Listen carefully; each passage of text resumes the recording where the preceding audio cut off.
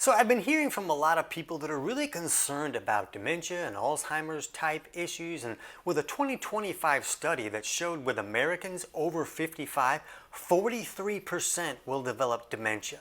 43%, that's like half. That's like me or you. So dibs on it not being me.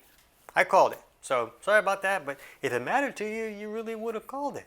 But a lot of people seem more scared about this than like dying. And it's not just about like, where did my car keys go? It's about like remembering your grandkids' names. So people have a lot of concerns about this. I got a great question from Kathleen about digestion and dementia. So let's jump over to the smartboard, and I'm going to share some studies with you and 5 things that you can watch out for related to your digestion and your gut that science has shown has the ability to lead to dementia and Alzheimer type issues. So as we go over these studies here, don't worry if you can't see these if I'm standing in front of them. I'll make them big when you need to see them. And when we're looking over these different topics, it's important to understand that there's a lot of confusion about this in the medical world, because in most cases the medical world is looking for an answer to a problem. Here's the problem, here's the answer, just take this.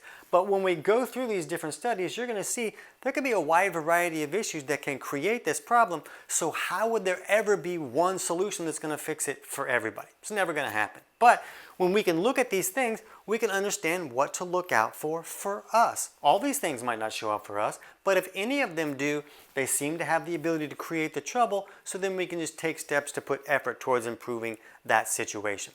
So let's start off with endotoxin inflammation, and we'll look at this study here on the endotoxin hypothesis of Alzheimer's disease. And they talk in this study a lot about lipopolysaccharides, or LPS, and these are potent endotoxins that come from these bad bacteria guys existing in our gut where they really shouldn't be.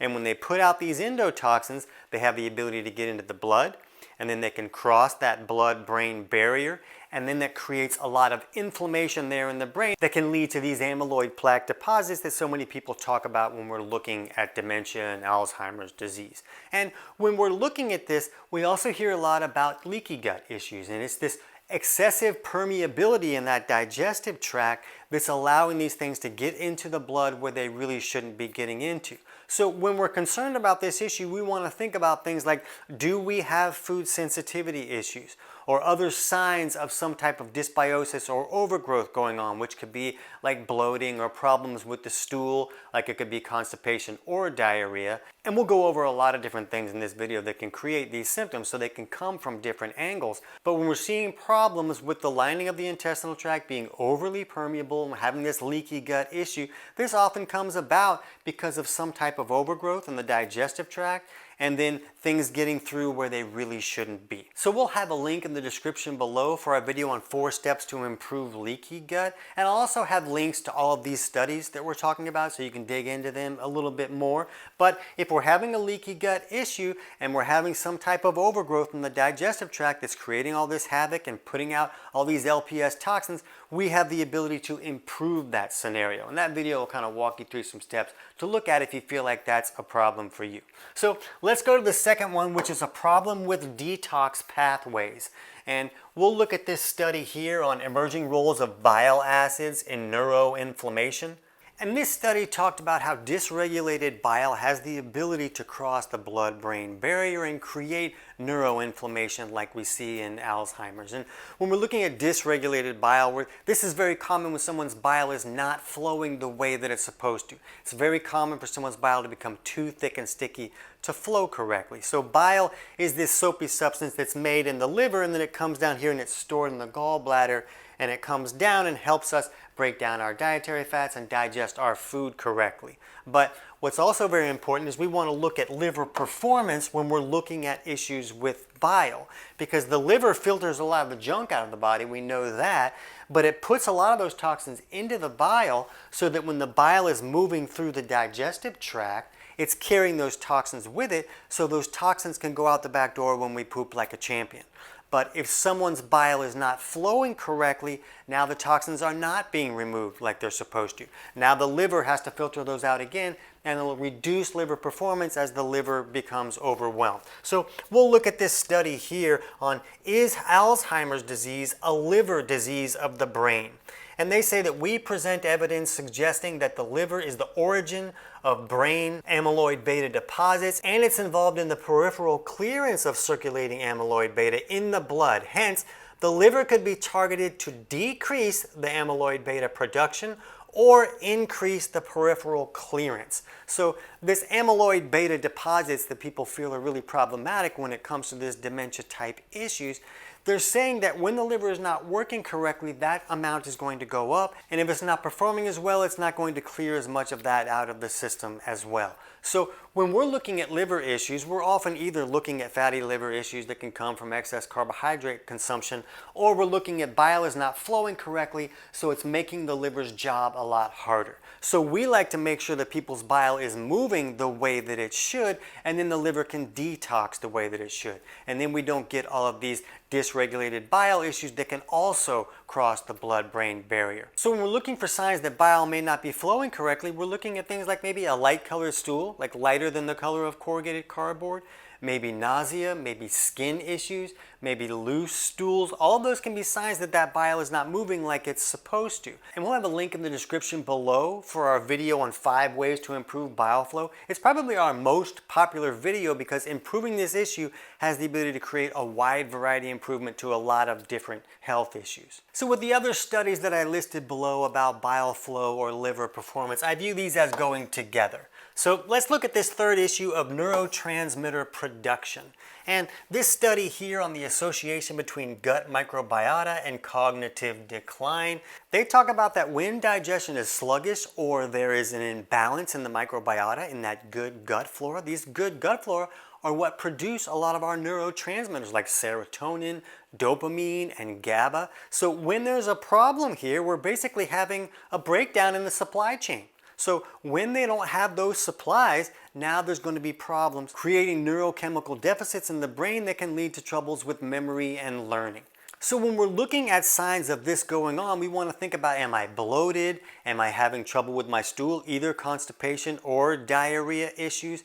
Or am I showing other signs of low stomach acid? A lot of times people are not making enough stomach acid here to really break their food down. We'll talk about that in a second.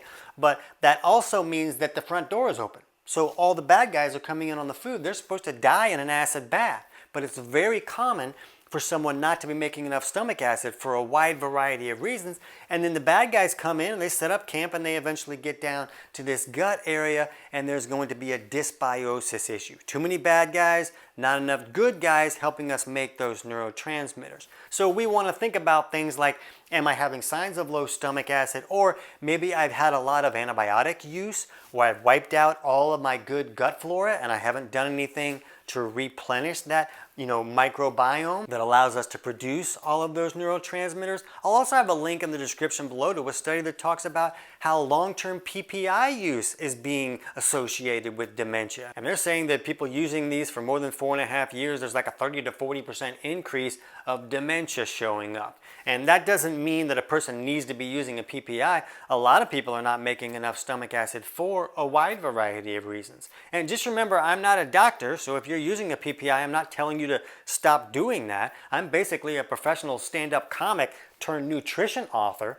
because when I lost my voice for 8 years and 23 different doctors couldn't help me figure that out, I had to dig for my own answers. So now for 20 years, I've been teaching health professionals in more than 40 countries how to help their clients fix the actual underlying causes of problems instead of just covering up the symptoms. But with these studies that I'm putting below, you can dig through that and understand the right questions to ask your doctor. See if there might be other solutions beyond turning off digestion that's restricting some things. Because when we're looking at this neurotransmitter production, well, that's a real problem, but we also want to think about nutrient malabsorption. So we'll look at this study on gastritis may boost odds of dementia, and they say that gastritis results in low acid and pepsin secretion by the gastric mucosa, which in turn results in a reduced release of free vitamin B12 from food proteins. And we also have the viewpoint that a lot of people that have gastritis because they had low stomach acid and bacteria got in and created all that inflammation. We'll have links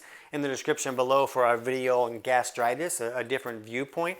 But you can see in this study that they're talking about this low stomach acid restricts our ability to access nutrients like B12. That also means they can't access things that the brain needs to rebuild and repair itself, like zinc and omega-3 fatty acids. So we really want to break down the food that we're consuming to get the nutrients out of that food. That's kind of why we eat food. So this can be a really big problem if there are problems where there's a low stomach acid issue or if that bile isn't flowing correctly. And some common signs of low stomach acid are things like burping or bloating or acid reflux. Acid reflux is a big one of not enough stomach acid. It's not always too much stomach acid like advertisers want us to believe. We have a lot of videos about that if you need to dig into that, but we're also looking like constipation or other types of digestive symptoms along with gastritis or even ulcers. These are signs that there was not enough stomach acid there and some bad guys have come in and set up camp. But that lack of stomach acid is restricting our ability to access those nutrients. Which brings us to butyrate, which magically just showed up here because I had the wrong thing listed there before.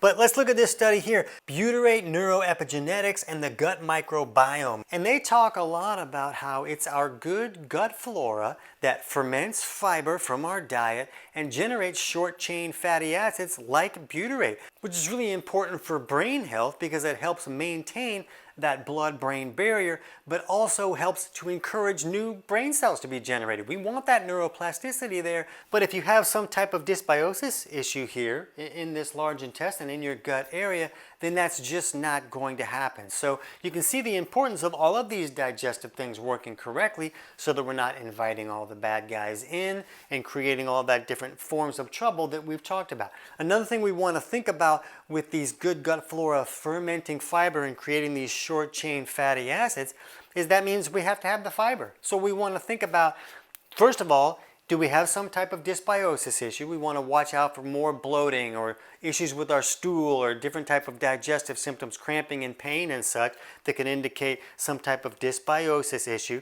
But we also think, are we consuming fibers that these good gut flora can actually ferment? So if we're doing some type of carnivore diet, now there are situations where a carnivore diet can be very helpful. I use carnivore diet with some people for specific periods of time, but over time, if we're not bringing those fibers in, we're not feeding these good gut flora and we're not helping them to make those short chain fatty acids that are really important. So you can check the videos that we talked about in the description below if you need to dig deeper into some of these things. If you don't know how to fix any of these digestive issues, we'll have a link to our totally free digestion course, and that just walks you through how to figure out which aspects of digestion are not working correctly and steps you can take to improve those. So there's a lot more to talk about on this topic of dementia. This is just kind of covers some of the issues that can just come from the digestive process and that whole gut situation. But there's other things to cover, so when those videos are ready, we'll have links in the description below for our videos on food combinations that can destroy your brain and our video on steps to help rebuild your brain that talks about some lifestyle things that you can do that can really help stimulate that brain growth and repair. So for now, if you know you have digestive issues, you can jump over and check out our video on full digestive reset that'll walk you through some steps that can really help. I can't wait to hear about your results.